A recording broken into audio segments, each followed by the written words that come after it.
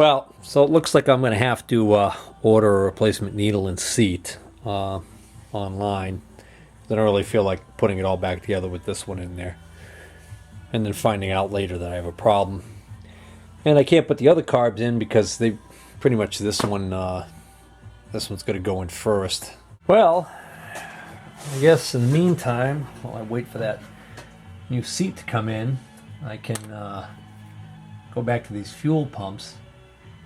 So I'm going to disassemble the fuel pump, and there's two screws here hold this little clip in, and that's going to allow these two check valves to be removed. And I'm not sure whether or not they're identical and that just one is placed in this way versus this one facing out, or whether or not they're actually separate. But I can see that this one that's got this part facing out is closest to this line, this port right here.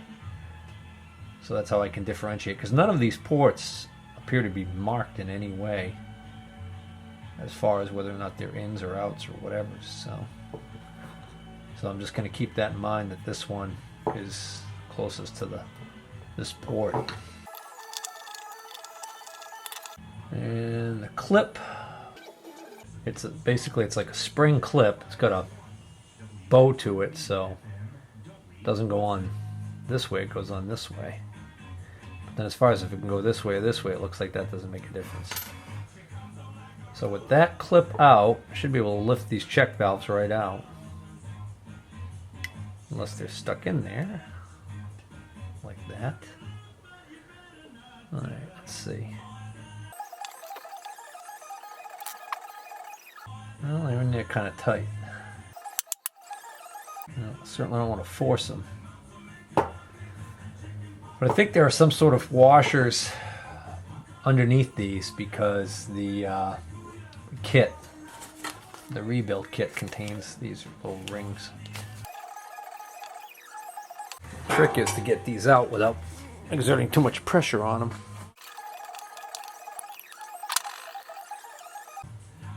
Yeah, see that? These are probably identical check valves, and it's just a matter of what orientation they're in. So this one has a number 2 on it.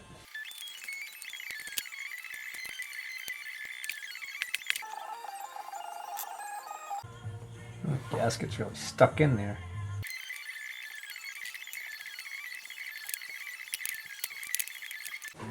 Well, I finally got this one out. You can see the piece of the gasket stuck to the back of it still. It's really stuck in there.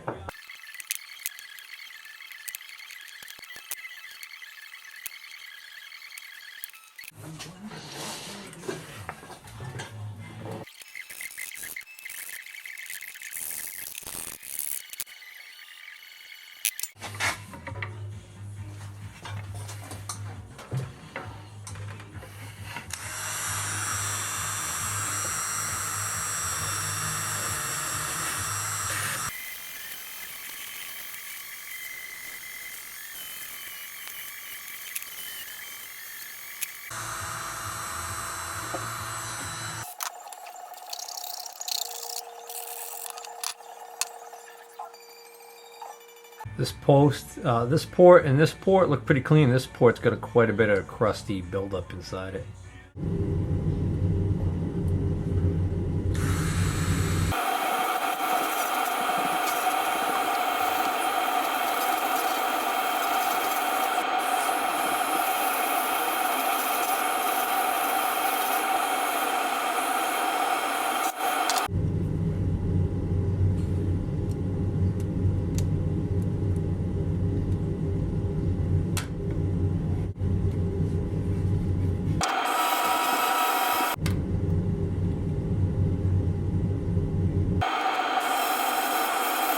Alright, can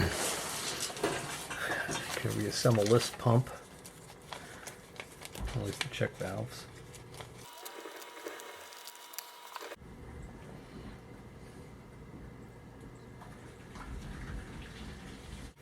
Alright, and this is the one with the number 2 on it. So I know this is the one that goes closest to the port here and faces this way, which leaves this one to go in this way.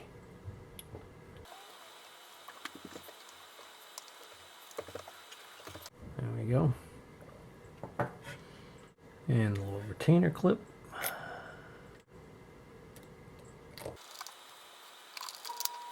Need a better screwdriver. It doesn't fit well. Alright, tighten that. Alright, I got these screws tightened up, and now before I remount this pump, I want to just check and see what I've got for fittings here, because I'm going to have to make up some fittings and hoses with clamps to make up for these special made hoses that are on here, because there's a part number for each one of these individual hoses and they're all obsolete. So I can't get these. I did find some old ones on eBay, but my fear would be that the old ones are made of a rubber formula that's not ethylene fuel additive friendly, and will just end up like these. So what I'm going to do is I'm going to make up my own hoses using modern hose it's sold by the foot at my local Napa, and clamping them onto these fittings, which are going to screw in to these ports. And I'm going to want to put a little bit of this sealant on the threads. So I think this is the size I'm going to settle on.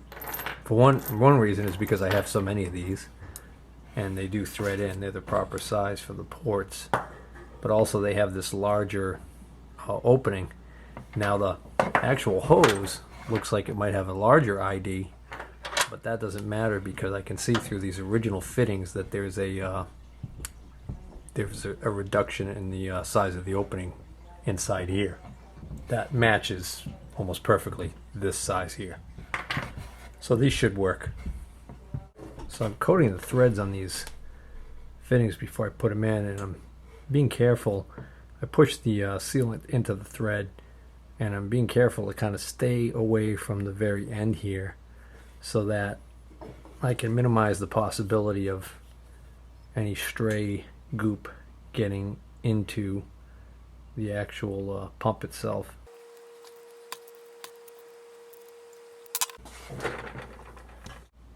Alright, so I just cleaned up this whole surface here, and now I'm going to reinstall this fuel pump. And the way this goes on is a gasket, and then this diaphragm, which these little tabs right here look like maybe they're meant to line up somewhere. Let's see. Put it that way. That does nothing. Oh, I see the tab sticking out on the bottom of this one, so that's where that one's going to go. I'm going to do it the same way. And then I think all the successive probably layers need to have the tabs lined up the same way.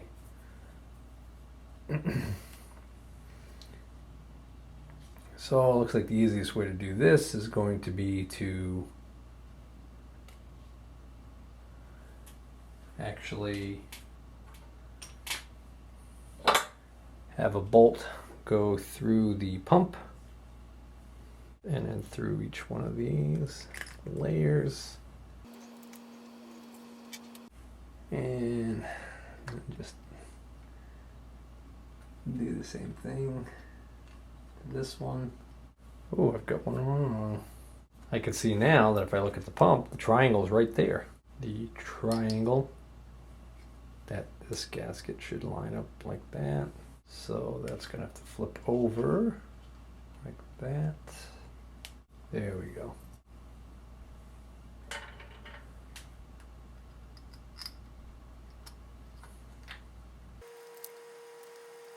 Wish I knew the torque specs for this, but I don't.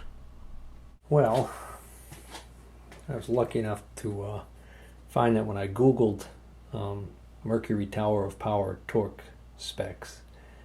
That one of the few forum hits that came back was somebody was requesting the torque specs for these head bolts, these covers, the bolts here. So I pretty sure that's what they were looking at, and came up with 85 inch-pounds as an answer. That seems like it's not very tight, but this is just threading into the aluminum, so I don't want to overdo it. And I did find that when I undid these bolts, for instance, on this pump right here, they were very easy to loosen, so they weren't very tight. So I've already undone the bolts on this pump, but it's stuck on there.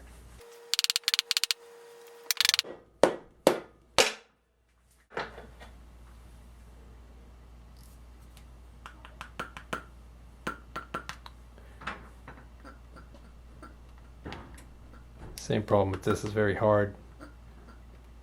Slightly more pliable than the last one.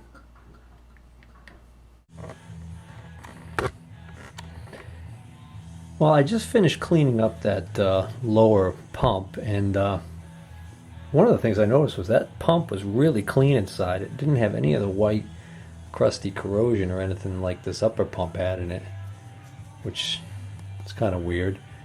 And then the other thing too is just here on the where it mounts, right here, there's a gooey, oily looking substance, which is kind of weird. I'm not sure what that is.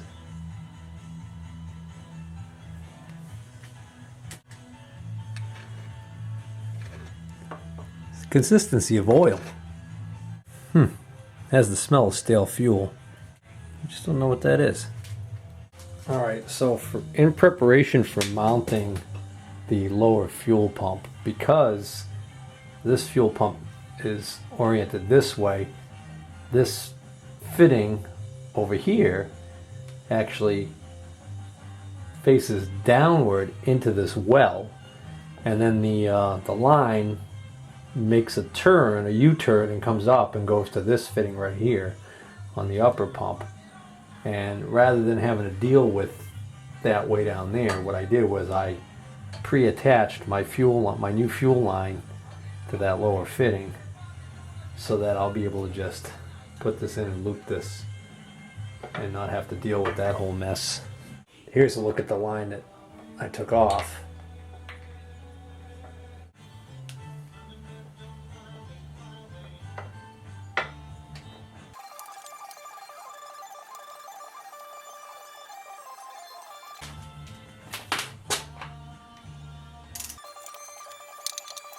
Now, while I'm waiting for that replacement needle valve assembly to come in, I figure I'll turn my attention to this monstrosity here. Get this all prepped for reassembly as a repaired unit. So it looks like I'm going to be able to probably use these straight fittings on most of these right here. And the hose is going to have to curve a little more, but I think it's going to be okay. But this one here is going to be a little bit of a problem. This is an interesting fitting. It's like a compression fitting that this just slides up into. Oh, let's see what the anatomy is of this thing. How? Finger was underneath there, and when I came around I ended up pinching my finger right in there. Oh yeah, it's a rubber, some sort of a rubber grommet or something in there. Probably not E10 rated.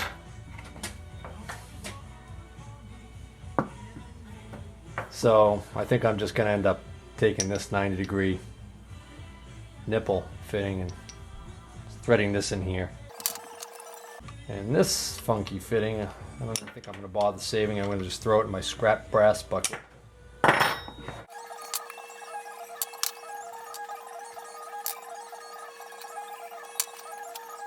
If this had a bevel inside here, then it would be kind of like the type of compression fitting that allows you to put a straight copper tubing into there, and then as you crank down on the nut, it would squeeze the ferrule that goes around the tube into that and tighten down. But this is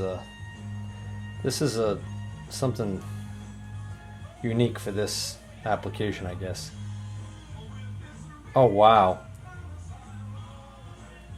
I'm just looking at this now. This doesn't even look like, this is not even what was originally probably in there to seal this. This looks like somebody cut a slice of hose off and stuck it in there. Looks like I can use this little 45-degree fitting. Uh-oh. These are a different size. These nipples that I set aside are not going to fit. Oh, I was wrong. They look like they were different size, but they're not. I'm just going to clean out the inside of this.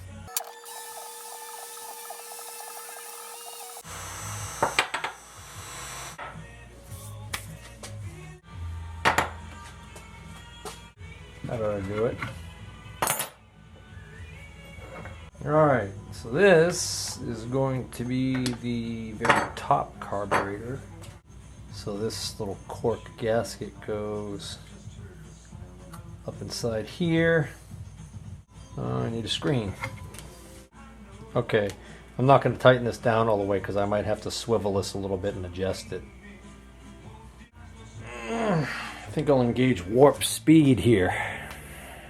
Oh, just want to stop for a second and show you guys. Make sure you get the old cork gasket out. This one's stuck up in there, and if I didn't notice it and put a second gasket on there, that might actually crush those screens, which has already happened somewhat. Well, before I quit for tonight, I want to see if I can get the remnants of this gas line fitting out of this this piece here. This is the quick disconnect check valve in it. This is going to have to more than likely be rebuilt. There's supposedly a way you can take these apart and replace the, I think there's an O-ring inside there, but not quite sure. But I know I'm going to need to take this fitting off. This is the one that was crimped onto the hose, and the hose pulled right out. So that is really tight. Man, that's tight. Oh, I might have to set up a vise, put it in a vise. Yeah, I'm going to quit for now.